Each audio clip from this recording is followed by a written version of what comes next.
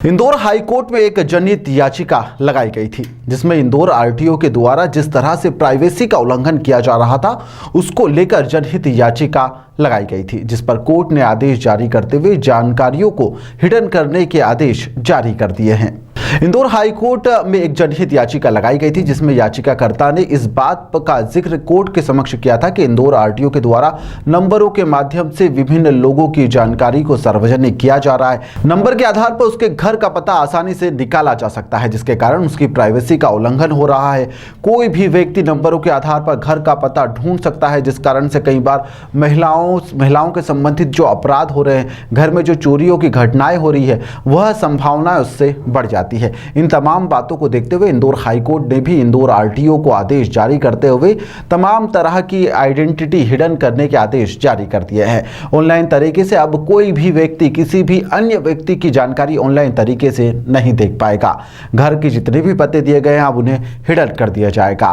Online portal से अब Indore RTO ने इन सभी जानकारी को हटाने की तैयारी शुरू कर दी है। इंदौर हाईकोर्ट के अब यह आदेश जारी हो चुके हैं, जिसके बाद में सभी जानकारियों को हिडन ही रखा जाएगा और इसे सार्वजनिक नहीं किया जाएगा।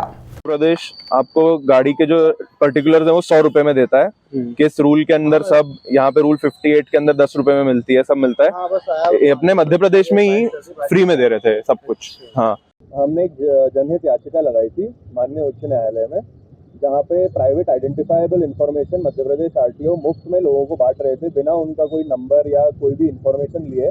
इसका बहुत तरीके से दुरुपयोग हो सकता था, जैसे औरतों की सुरक्षा के मामले में, जैसे फ्रॉड के मामले में, जैसे चोरी चपाटी के मामले में। कोई भी व्यक्ति आपका बस रजिस्ट्रेशन नंबर से आपकी गाड़ी के आपके घर पहुंच सकता है। मान लीजिए कोई हिट एंड रन का केस है, रैश ड्राइविंग का केस है, किसी भी आदमी को इससे आपत्ति हुई तो वो सीधे आपके घर आके आपसे विवाद कर सकता है, जो कि गलत बात है। जहाँ पे असली तरीके से आपको पुलिस के पास जाके वहाँ कंप्लेन दायर करनी चाहिए। ये मध्य प्रदेश के लोगों को कानून को अपने हाथ में लेने की क्षमता देता है, जो कि गलत है। और इससे जिस आदमी की इंफॉर्मेशन भी दी जा रही है उस आदमी की प्राइवेट आइडेंटिफाइबल इंफॉर्मेशन का उल्लंघन किया जा रहा है, जिसके लिए हमने जनहित याचिका लगाई थी, जिसमें 1 महीने पहले हमने मध्य प्रदेश आरटीओ को एक रिप्रेजेंटेशन भेजा था जिसका जवाब नहीं आया था, जिसके बाद ये याचिका लगी थी।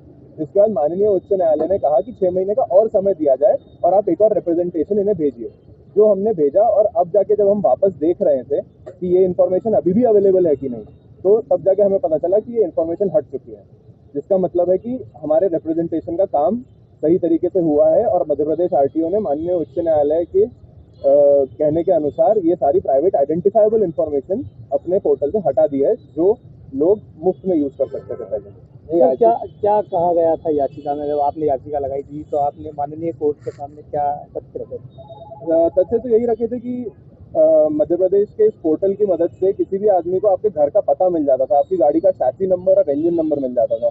जिससे पहले तो औरतों की सुरक्षा के लिए बहुत बड़ा ये दिक्कत थी, क्योंकि इससे कोई भी आदमी बस उसको उस औरत की गाड़ी का नंबर देखना और उसको उसके घर का पता मालूम है, इससे वो पूरी तरीके से रेकी कर सकता है और इससे गलत काम भी बढ़ सकते हैं।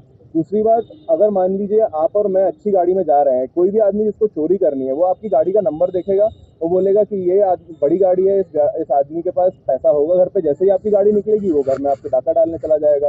ये सब चीज़ें गलत कामों को आगे बढ़ाने की ताकत देती है, जो हम ये प्राइवेट आइडेंटिफाइबल इंफॉर्मेशन के मदद से वापस लेना चाहते थे। सर, क्या फैसला आया है माननीय? फैसला माननीय उच्च न्यायालय का 9वें महीने का ये था कि आरटीओ को 6 महीने का और समय दिया जाए, जिसके बाद में वापस से जनहित याचिका लगाई जाएगी। मगर 6 महीने होने के पहले ही, 1 महीने के पहले ही मध्य प्रदेश आरटीओ ने ये सारी की सारी प्राइवेट आइडेंटिफाइबल इंफॉर्मेशन अपने पोर्टल से हटा ली है। ये याचिका कब लगाई थी और कितने समय बाद?